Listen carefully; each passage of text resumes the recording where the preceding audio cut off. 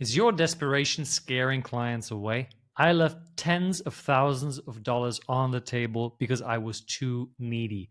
Don't make the same mistake. I used this simple strategy to boost my sales conversion by 20%, and it worked for my clients too. My name is Mario Lanzarotti, and I've coached well over 1,000 business owners to scale their business without burning out. In the next few minutes, I'm going to reveal to you the signs that show you are coming across too needy in sales conversations and how to address the underlying insecurities that are causing the neediness in the first place. Let's talk about some of the signs that you are coming across too needy in sales conversations. It all starts by you focusing on making the sale rather than focusing on the solution to the problem that the person in front of you is facing. This all leads to a sense of over-eagerness. You may be jumping the gun and pushing for the sale too soon. You're talking too much or interrupting the person too often because you're trying to dominate the conversation. Or you find yourself over-promising and making unrealistic commitments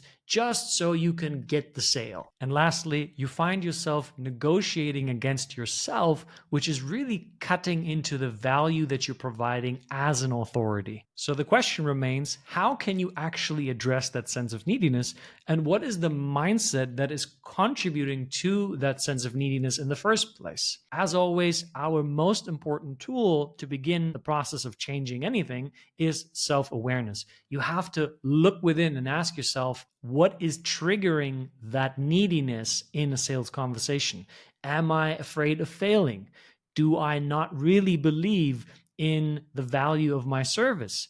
Or am I trying to get the other person's approval? Am I hoping that they like me, that they see me as a nice person? You can do this by journaling, by using meditation, or by hiring a coach who can ask you reflective questions so that you can get to the bottom of this. One thing that you really do want to do is you want to hone in on your strengths. Stop trying to be great at everything. You have a unique characteristic that speaks to you.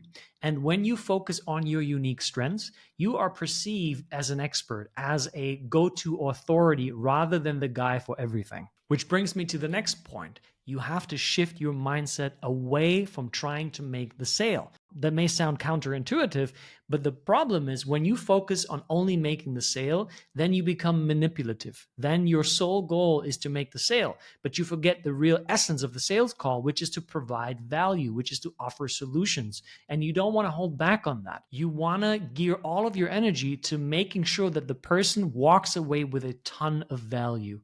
The sale is supposed to be secondary. And I promise you, if you use this mindset, not only are you going to become rejection proof, because the fear of rejection can only survive if your sole focus is to make the sale. But if your focus is to help them, is to offer value, that's something that you can control. So you don't feel that sense of rejection. Even if you do, remind yourself that every no is a step closer to a yes. In fact, a no can be more valuable than a yes because a no is a wonderful reflection for you as a person to see, where do I have more room to grow? What is it about my process that isn't working? Is it maybe the person that I'm speaking to that is not an optimal fit for what I have to offer? So celebrate your no's, because in the long run, they will help you create a lasting, sustainable business.